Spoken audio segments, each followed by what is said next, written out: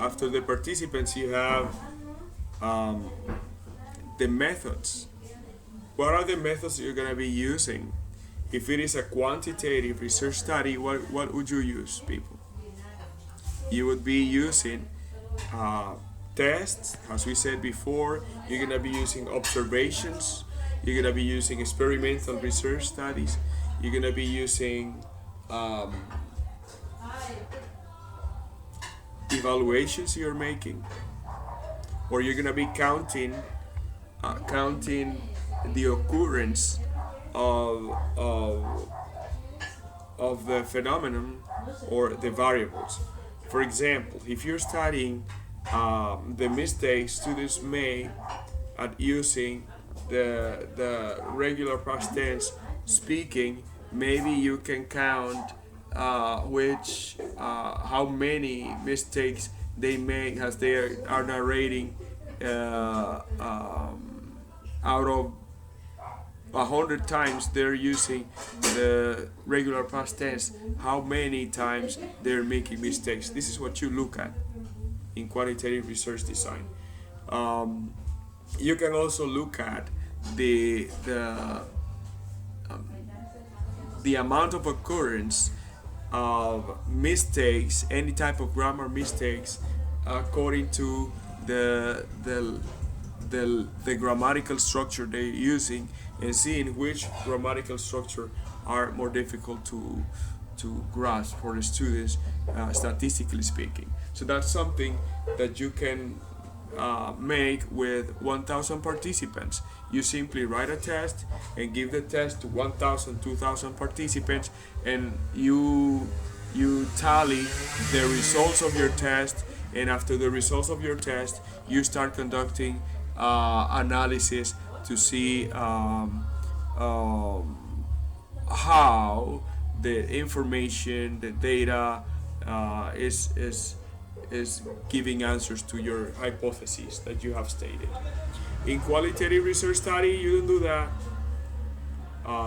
What you mainly use is observations, but the purpose with these observations is to see what procedures people are using, what feelings they are showing, and you describe what they are feelings. You describe what they say when you ask, when you make an interview with them.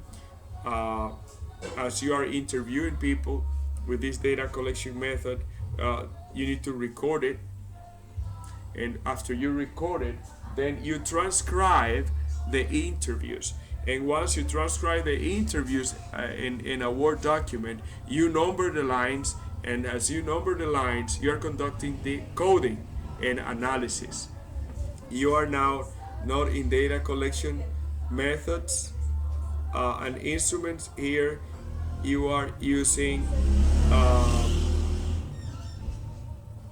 data analysis here. The data analysis, you're conducting the data analysis.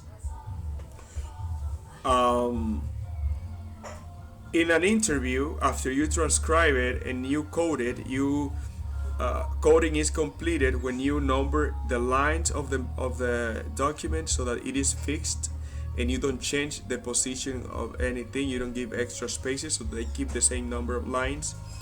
Also, you don't change the font size so that they don't lose the position in the document. And after that, to complete the coding, you do something that we call in vivo codes.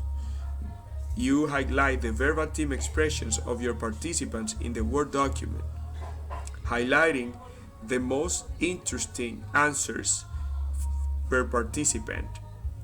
And after you do that, you keep record of not only the expression but also the line in which uh, these responses are, so that when you are combining the information from one participant to other participant, and seeing what topics they agree or disagree in, and how you organize all this information to write something similar to the literature review. Remember what we did on the table in the literature review? You remember the table we did? That's what you do when you conduct when you complete interviews, you conduct a thematic analysis. So you try to find themes in the responses your participants give, but you need to keep record to know where every expression is coming from. Interview 1, you develop a code. Interview 1, line 1. Interview 1, line 84. Interview 3, line 35. Whatever. So you code all the information so that you know where you're getting the information from. You give names to your participants that are not their real names, so that you give them confidentiality. And now that we're talking about confidentiality, when you talk about participants, take notes on that. It's good to add a section where you talk about how participants are going to be treated and how their identity is going to be kept confidential.